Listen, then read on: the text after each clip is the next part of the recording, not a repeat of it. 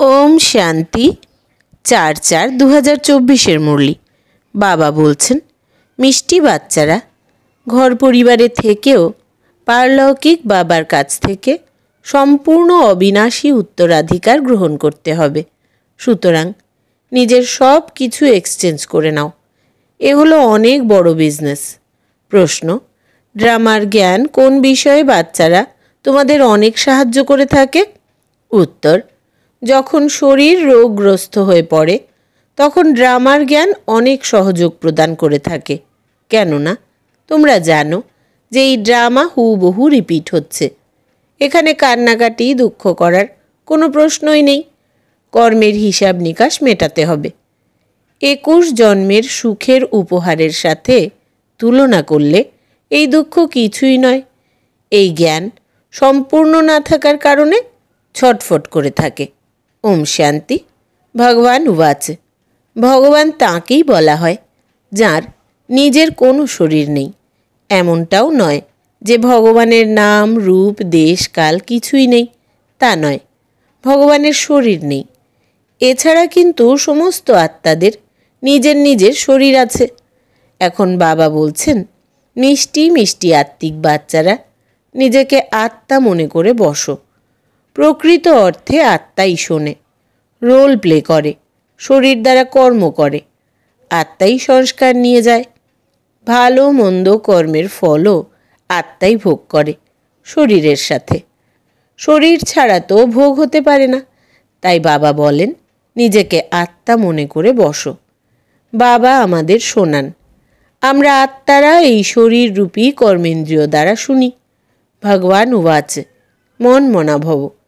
দেহসহ দেহের সব ধর্মকে ত্যাগ করে নিজেকে আত্মা মনে করে বাবাকে স্মরণ করো। এ কথা একজন বাবাই বলেন, যিনি গীতার ভগবান। ভগবান অর্থাৎ যিনি জন্ম মৃত্যুর ঊর্ধ্বে। জন্ম মৃত্যু নেই। বাবা বোঝান, আমার অলৌকিক জন্ম। আর কেউ এমন জন্ম গ্রহণ করে না। যেমন আমি এনার মধ্যে অর্থাৎ ব্রহ্মা বাবার মধ্যে প্রবেশ করি। এসব ভালোভাবে স্মরণ করা উচিত। এমন নয় সব কিছু ভগবান করেন। পূজ্য পূজারী কাঠ পাথরের ভেতরেও পরমাত্মা বাস করেন। 24 অবতার, কচ্ছ মৎস্য অবতার, এমনকি পরশুরামকেও অবতার রূপে দেখানো হয়েছে। এখন তোমরা বুঝেছ ভগবান পরশুরাম রূপে অবতার হয়ে কুঠার নিয়ে হিংসার আশ্রয় নেবেন? সম্পূর্ণ ভুল। যেমন পরমাত্মাকে সর্বব্যাপী বলে দিয়েছে, তেমনি কল্পের আয়ু লক্ষ বছর লিখেছে। একেই বলে ঘোর অন্ধকার, অর্থাৎ কোনো জ্ঞান নেই। জ্ঞানের দ্বারাই আলোর প্রবেশ ঘটে। এখন অজ্ঞানতার ঘোর অন্ধকার চলছে। তোমরা বাচ্চারা এখন আলোয় প্রবেশ করেছ। তোমরা সবাইকে ভালোভাবে জেনেছ। যারা জানে না তারাই পূজা ইত্যাদি করে থাকে। তোমরা সবাইকে জেনে গেছ, সেই জন্য তোমাদের পুজো করার প্রয়োজন নেই। তোমরা এখন পূজারী থেকে মুক্ত হয়েছ। পূজ্য দেবী দেবতা হওয়ার জন্য তোমরা এখন পুরুষার্থ করছ। তোমরাই পূজ্য দেবী দেবতা ছিলে, তারপর পূজারী মনুষ্য হয়েছ।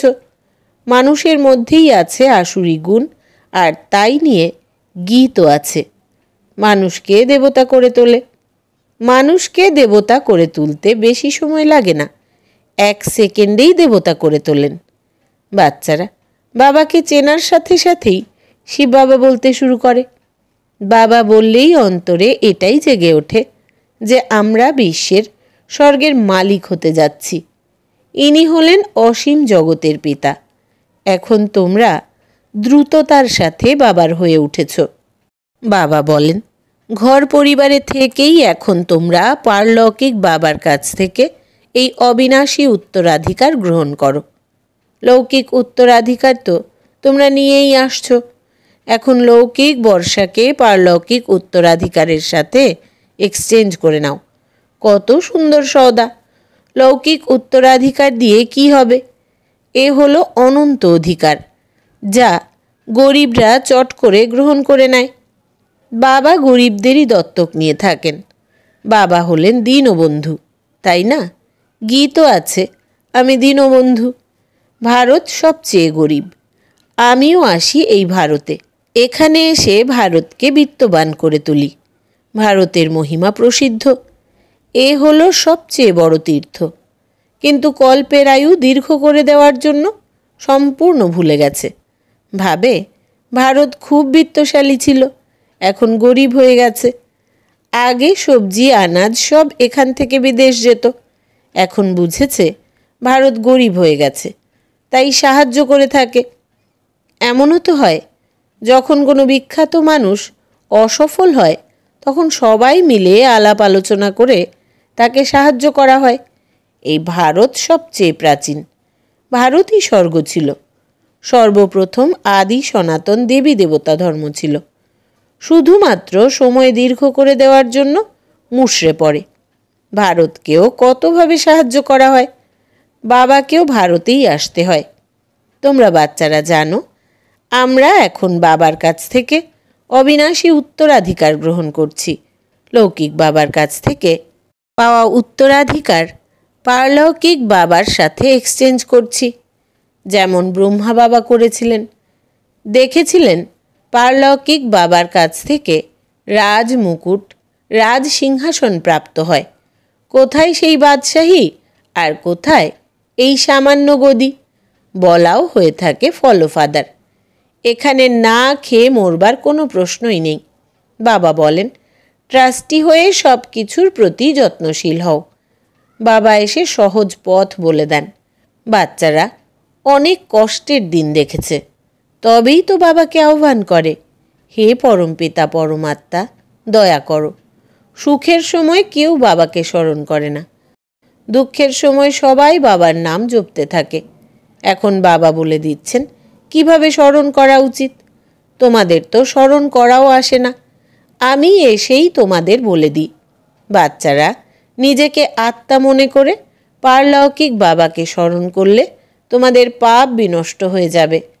প্রতিটি স্মরণ দ্বারা সুখ অনুভব করো। শরীরের কষ্ট যন্ত্রণা সব শেষ হয়ে যাবে। শরীর সংক্রান্ত যা কিছু কষ্ট সব মিটে যাবে। তোমাদের আত্মা আর শরীর দুই পবিত্র হয়ে যাবে। তোমরা এমনই কাঞ্চন কায়া ছিলে। তারপর পুনর্জন্ম নিতে নিতে আত্মায় মরচে পড়ে যায়। শরীরও পুরনো প্রাপ্ত হয়। যেমন সোনার মধ্যে খাদ দেওয়া হয়, খাঁটি সোনার অলঙ্কার খাঁটি হয়ে থাকে, ওতে উজ্জ্বল্যও থাকে। খাদযুক্ত অলঙ্কার কালো হয়ে যায়। বাবা বলেন, তোমাদের মধ্যেও খাদ পড়েছে, তাকে বের করে আনতে হবে। কিভাবে বেরোবে? বাবার সাথে যোগযুক্ত হও। যিনি শিক্ষা প্রদান করেন তার সাথে যোগযুক্ত হতে হয়, তাই না? ইনি তো একাধারে বাবা, গুরু, টিচার, সব কিছু। ওনাকে স্মরণ করলে তোমাদের বিকর্ম বিনাশ হবে। আর উনি তো তোমাদের শিক্ষা দিচ্ছেন। পতিত পাবন সর্বশক্তিমান, তোমরা আমাকেই বলো। কল্পে কল্পে এসে বাবা এভাবেই বুঝিয়ে বলেন। মিষ্টি মিষ্টি হারিয়ে পাওয়া বাচ্চারা, 5000 বছর পরে তোমাদের পেয়েছি, সেই জন্য তোমাদের হারানিধি বলা হয়। এখন এই দেহের অহংকার ত্যাগ করে আত্ম অভিমানী হও। বাবা আত্মার জ্ঞানও প্রদান করেছেন, যা বাবা ছাড়া আর কেউ দিতে পারে না। এমন কোনো মানুষ নেই যার মধ্যে আত্মার জ্ঞান আছে। সন্ন্যাসী, সন্ত, গুরু, গোসাই কেউই জানে না। সবার শক্তি কমে গেছে। সমস্ত সৃষ্টিরূপী কল্পবৃক্ষ এখন জরাজীর্ণ অবস্থা প্রাপ্ত হয়েছে। এখন আবার নতুন করে স্থাপনা হতে চলেছে। বাবা এসেই ভিন্ন ভিন্ন প্রকারের বৃক্ষের রহস্যকে বুঝিয়ে বলেন। তিনি বলেন, প্রথমে তোমরা রাম রাজ্যে শিবালয়ে স্বর্গে ছিলে। তারপর যখন বামমার্গে এলে তখন থেকেই রাবণ রাজ্য শুরু হয়। তারপর অন্যান্য ধর্ম আসে, শুরু হয় ভক্তি মার্গ। আগে তোমরা জানতে না। কারো কাছে গিয়ে জিজ্ঞাসা করতে পারো, তোমরা রচয়িতা আর রচনার আদি মধ্য অন্তকে জানো? কেউ বলতে পারবে না। বাবা ভক্তদের বলেন, এখন তোমরা বিচার করে দেখো, বোর্ডে লিখে দাও। অ্যাক্টর হয়েও ড্রামার ডাইরেক্টর, ক্রিয়েটর, প্রিন্সিপাল অ্যাক্টরকে, অর্থাৎ প্রধান চরিত্রাভিনেতা, তাকে জানে না। সুতরাং এমন একটারকে কি বলবে? আমরা আত্মারা এখানে ভিন্ন ভিন্ন শরীর ধারণ করে রোল প্লে করতে আসি। নিশ্চয়ই এটা নাটক, তাই না? গীতা হলো মা, আর বাবা হলেন শিব। সৃষ্টির সব কিছুই তাঁর রচনা। গীতা নতুন জগৎ স্থাপনা করে। এটাও সবার অজানা যে নতুন দুনিয়া কিভাবে সৃষ্টি করে থাকেন। নতুন দুনিয়াতে সর্বপ্রথম তোমরাই যাবে। এখন হলো পুরুষোত্তম সঙ্গমযুগী দুনিয়া। এটা যেমন পুরনো দুনিয়া নয়, তেমনি নতুন দুনিয়াও নয়। এ হলো সঙ্গম। ব্রাহ্মণদের শিখা অর্থাৎ চূড়া, সর্বোচ্চ স্থান। বিরাট রূপে না শিব বাবাকে দেখানো হয়, না ব্রাহ্মণ চূড়াকে দেখানো হয়।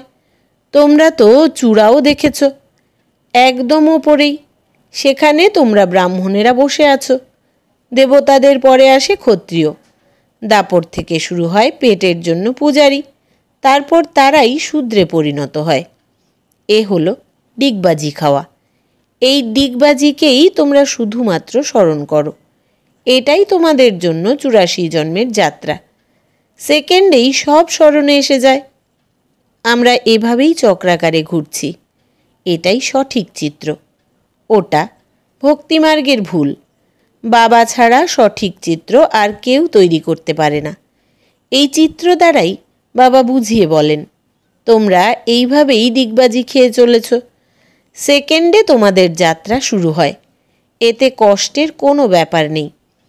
আত্মারূপী বাচ্চারা বুঝেছে বাবা আমাদের পড়াচ্ছেন।